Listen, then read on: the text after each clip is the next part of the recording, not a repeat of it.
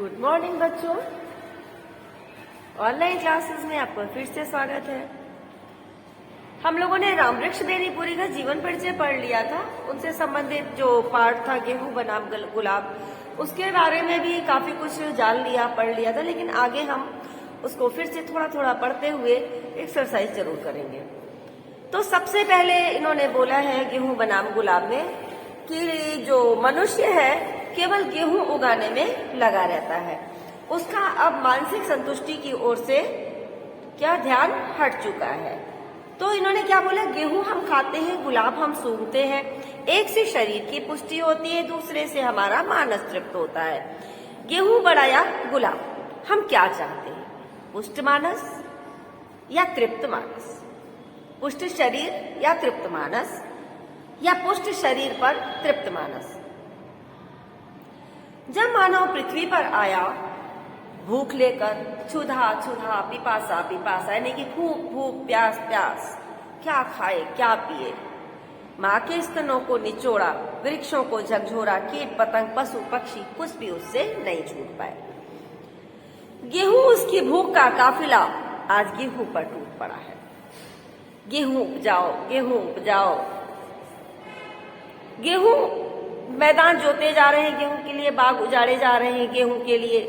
बेचारा गुलाब भरी जवानी में सिसकियां ले रहा है। शरीर की आवश्यकता ने मानसिक वृत्तियों को कहीं कोने में डाल रखा है, दबा रखा है।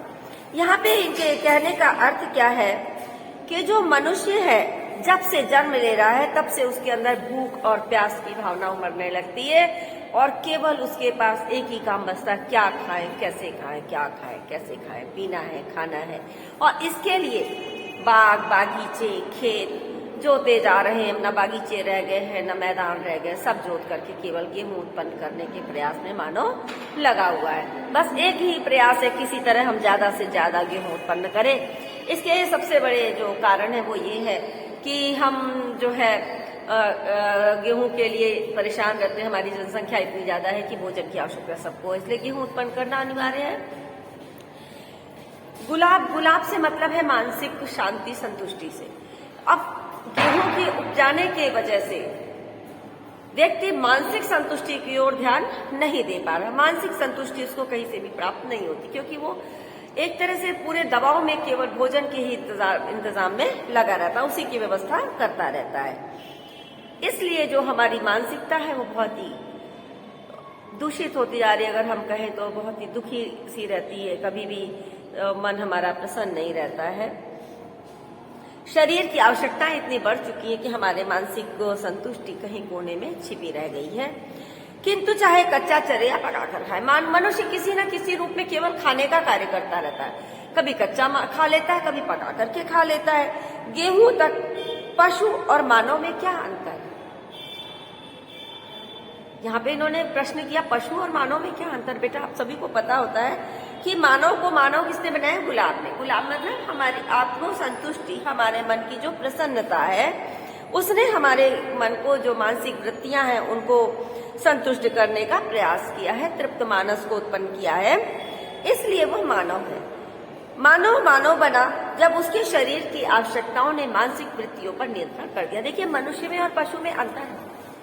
पशु को अगर भोजन नहीं मिलेगा तो वो एक जगह थोड़ा सा भोजन रख दिए, चार पशु आ गए तो एक दूसरे को मार करके अपना भोजन लेते हैं। लेकिन मनुष्य में क्या होता है कि अगर भूख भी लगी होती तो वो थोड़ी देर को अपने आप को सहन करने की शक्ति रखते, क्योंकि उनके अंदर मन है, मन और दिमाग उनका स्थिर रहता है, वो दिमागी रूप से चलते हैं। पशु के अंदर दिमाग का प्रयोग करने की क्षमता नहीं होती है।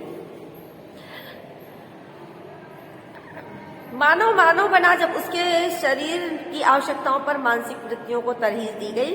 यही नहीं, जब उसके पेट में भूख खाओ खाओ कर रही थी तब भी उसकी आंखें गुलाब पर टकी थी।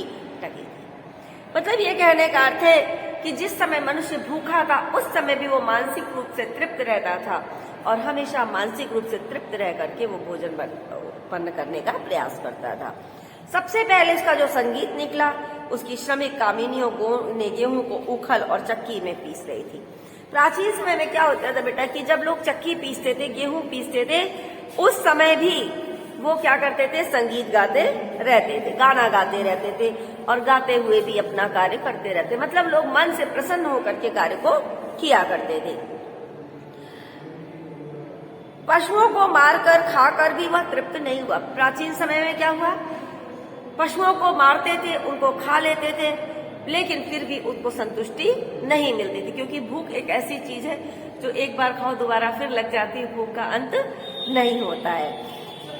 मनुष्य ने क्या किया, जो पशु मार के खाता था उसकी खाल से वो ढोलक बना लेता था। ढोल यानी बजाने का एक यंत्र होता है, और जो उसकी सींग होती थी उसकी वो तुरही बनाता। तुरही माने एक तरह से पिपीहरी जो बाजा होता है।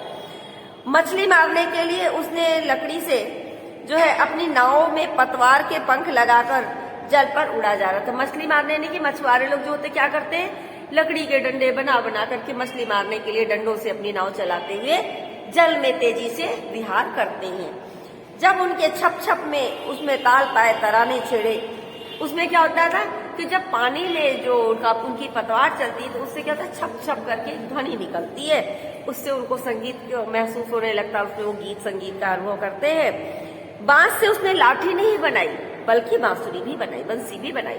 प्राचीन काल के मनुष्य ने केवल युद्ध नहीं किए, केवल लड़ाई के लिए डंडे लाठी का प्रयोग नहीं किया, नहीं बनाया, बल्कि उस बांस का प्रयोग उन्होंने बांसुरी बनाने में किया। बांसुरी क्या करती है, संगीत उत्पन्न करती है।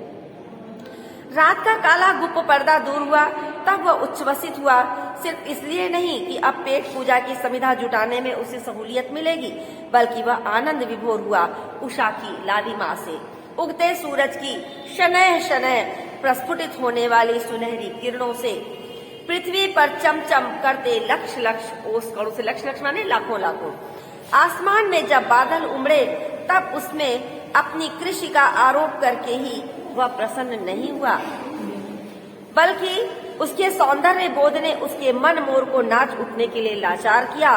इंद्रधनुष ने उसके हृदय को भी इंद्रधनुषी रंग से रंग दिया। देखिए बेटा, इसी पैराग्राफ से आपकी व्याख्या है, तो हम आपको इसको पहले एक्सप्लेन कर देंगे, विस्तार से समझाएंगे, उसके बाद हम इसकी व्याख्या भी करा देंगे। तो बेटा, सबसे पहले मानव ने क्या किया, अपनी भूख को मिटाने का प्रयास किया, भूख मिटाने के लिए प्रयासरत रहा। जिस प्रकार काली रात व्यतीत हो जाती, मतलब समस्या से भरी हुई दुखद रातें बीत जाती हैं, उसके बाद प्रातः काल हो जाता है, रात बीतने में प्रातः काल होता है ना, उसी प्रकार से जब दुख बीत जाता है तो मनुष्य क्या करता है, शांति को प्राप्त। तो जब आदमी के अंदर बहुत कष्ट आते हैं तो उसके बाद क्या होता है, उन कष्टों के बाद उसे सुख भी प्राप्त होता है। निश्चित रूप से दुख के पीछे सुख और सुख के पीछे दुख लगे रहते हैं। तो क्या होता है, प्रातःकालीन लालिमा और सौंदर्य के प्रति वह आकर्षित होने लगता है, सुख के प्रति वह आकर्षित होने लगता है। उसी प्रकार पेट की आग बुझ जाने के बाद वह प्रकृति के अनुपम सौंदर्य की ओर उन्मुख हुआ। उन्मुख माने उधर, उसने प्रकृति के सौंदर्य की ओर अपना मुख किया, और उसके बाद में उसने उषा की अलौकिक लालिमा, सूर्य के दिव्य प्रकाश और मधुरिम हरियाली के अनेक दृश्य अपने नेत्रों से निहारे, तो वह उल्लास और प्रसन्नता से उछल पड़ा, प्रसन्न हो गया। आकाश में गरजती चमकती श्यामल घटाओं को देखकर आदि मानव केवल इसलिए प्रसन्न नहीं हुआ कि ये घटाएं बरसकर उसके खेतों को हरा भरा कर देंगी, अन्न जल उसमें अन्न से भर देंगी और उसके पेट को भर देंगी, केवल यही कारण नहीं था, बल्कि प्रकृति के अद्वितीय और अनुपम सौंदर्य की ओर वो आकर्षित हुआ। उसको देख करके आप भी देखिए ना, कभी बादल आ जाते हैं, चिड़िया चहचहाती है, बहुत अच्छा सा मौसम होता है, और खास तौर से गर्मी के दिनों में जब बहुत गर्मी से व्याकुल होते हैं तो आपको बहुत आनंद आता है, खुद दौड़ना चाहते, घूमना चाहते, खेलना चाहते। इसी तरह से किसान भी आनंद को प्राप्त कर लेते हैं, लोग आनंद को प्राप्त कर लेते हैं। ये घटाएं वर्ण प्रकृति की अद्वितीय अनुपम सौंदर्य से आकर्षित होकर उसका मन मयूर नाचने लगा। इसी प्रकार आकाश के सतरंगे इंद्रधनुष के बिंब को निहार कर, अर्थात जो हमारी इंद्रधनुष निकलते उस प्रतिबिंब को देख करके मानव के मन में उल्लास भर गया था, मानव बहुत प्रसन्न हो गया। कहने का तात्पर्य यह है कि मनुष्य ने केवल अपनी भूख ही नहीं मिटाई, बल्कि उसके प्रकृति के सौंदर्य को भी देखा उसने केवल शारीरिक तृप्ति ही नहीं प्राप्त की बल्कि उसका मन भी तृप्त हो गया। उसके बाद बेटा हमारा आगे देखिए, ये पैसेज था आपका जिससे हमें व्याख्या करनी है। तो सबसे पहले हमें क्या करना होता है, लेखक का नाम और पाठ का नाम लिखना होता है। तो बेटा पाठ का नाम हमारे यहाँ पे लिखा हुआ गेहूं बनाम गुलाब, ये है पाठ का नाम, ठीक है। उसके बाद हम लेखक का नाम लिखेंगे, तो लेखक होंगे किसके, राम वृक्ष बेनीपुरी, ठीक है। बेनीपुरी, बेनीपुर इसलिए कहते हैं क्योंकि रामवृक्ष जी का जन्म बेनीपुर में हुआ था, इसलिए बेनीपुर गांव के नाम से ही इनका नाम बेनीपुरी हो गया, ठीक है। इसके बाद इससे संबंधित हम प्रश्न उत्तर और देख लेते हैं थोड़े से। तो इसमें सबसे पहला प्रश्न हमने आपको बता दिया कि पाठ का नाम और लेखक का नाम। नेक्स्ट क्वेश्चन है रेखांकित अंश की व्याख्या कीजिए। तो बेटा रेखांकित अंश में हम क्या लिखेंगे, रामवृक्ष बेनीपुरी जी कहते हैं कि पहले मनुष्य की शारीरिक और मानसिक आवश्यकताओं में समन्वय था, समानता थी, एक दूसरे के बीच में सामंजस्य था। अर्थात जब वह भूख से व्याकुल था तब भी वह अपनी संस्कृति को नहीं भूला था, अर्थात उसने अपने आचार विचार आचरण को नहीं भुलाया था, ठीक है। काली रात बीत जाने पर यहाँ वह अपनी भूख मिटाने के लिए भोजन की तलाश में निकला। वहीं उषा काल की लालिमा को देखकर आनंदित भी हुआ। आनंदित होना माने प्रसन्न हो गया।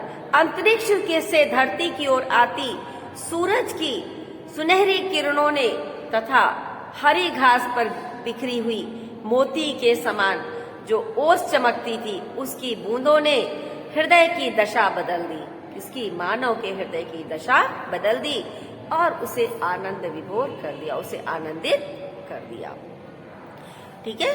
उसके बाद हमारा जो प्रश्न आता है तीसरे नंबर पे, वो प्रश्न है आपका, किसने मनुष्य के मन मोर को नाच उठने के लिए लाचार कर दिया।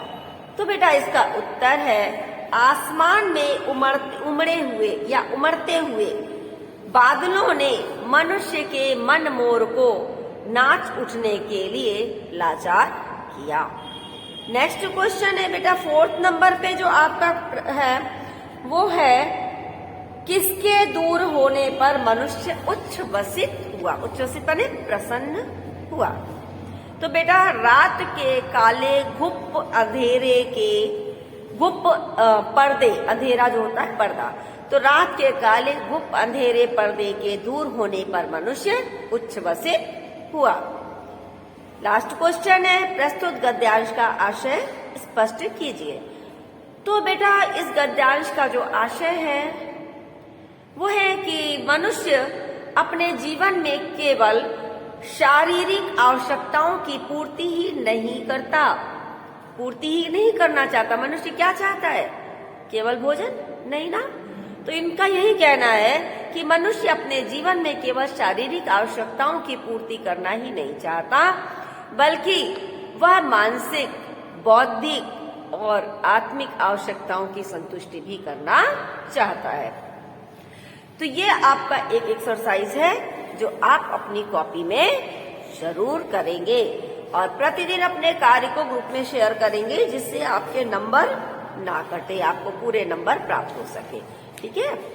आज शरीर में पेट का स्थान नीचे, छोटा सा क्वेश्चन बनता है, मानव शरीर में पेट का स्थान कहाँ है। तो मानव शरीर में पेट का स्थान सबसे नीचे है, हृदय का ऊपर और मस्तिष्क का सबसे ऊपर। हृदय का कहाँ है, पेट से ऊपर हृदय आता है ना हमारा, और मस्तिष्क यानी कि बुद्धि सबसे ऊपर आती है। तो मनुष्य में बुद्धि का स्थान कहाँ होता है, सबसे ऊपर होता है। पशुओं की तरह इसका पेट और मानस समानांतर रेखा में नहीं होता है। देखिए पशु का जो आकार होता है कैसा होता है, यूं होता है, समानांतर पेट और उसका हृदय, उसका मस्तिष्क बराबर है। लेकिन मनुष्य जब खड़ा होता है तो क्या होता है, उसका पेट नीचे होता है, हृदय ऊपर होता है और उसकी बुद्धि यानी कि मस्तिष्क सबसे ऊपर होता है। ध्यान रखिएगा इस बात को, क्वेश्चन हो सकता है कहीं मिले आपको। जिस दिन वह सीधे तनकर खड़ा हुआ, मानस ने उसके पेट पर विजय प्राप्त कर ली, ठीक है। मनुष्य ने जब अपने अंदर चेतना प्राप्त कर ली, जब उसे लगने लगा कि केवल खाना ही मेरा जीवन नहीं है, भोजन के लिए ही मैं नहीं जी रहा हूं, तो उसने क्या किया? गेहूं पर अपनी विजय प्राप्त कर दी, भोजन पर अपनी विजय, यानी कि बुद्धि का प्रयोग करना प्रारंभ कर दिया। प्राचीन काल से उपवास, व्रत, तपस्या आदि उसी चेष्टा के भिन्न भिन्न रूप गए। प्राचीन काल से वे लोग व्रत करते थे, उपवास करते थे, तपस्या करते थे। ये सब क्या था? ये सब इसलिए था कि उन्होंने गेहूं पर विजय प्राप्त करी। उनका ये था कि ये भोजन ही सर्वोपरि नहीं है, ये प्रमुख नहीं है। हम केवल भोजन को महत्व देते ना, उनका ये कहना था ये भोजन सब कुछ नहीं है हमारे लिए, हम इसको भी त्याग सकते हैं। ये सब जो है गेहूं पर विजय पाने के तरीके थे, ठीक है। आज इस चेष्टा उसी के भिन्न भिन्न रूप रहे। जब तक मानव के जीवन में गेहूं और गुलाब का संतुलन रहा, वह सुखी रहा, आनंद रहा। देखिए, जब बेटा मनुष्य ने पेट को और आनंद को, अर्थात जितना है उतना पर्याप्त मानसिक संतुष्टि के साथ अपना जीवन जिया है, तब तक वो हमेशा आनंद में रहा, उसको कभी कोई कष्ट नहीं रहा है। तो आज के वीडियो में हम आपको इतना ही देंगे, इस कार्य को आप जरूर पूरा करेंगे। Thank you very much. कल फिर मिलते हैं।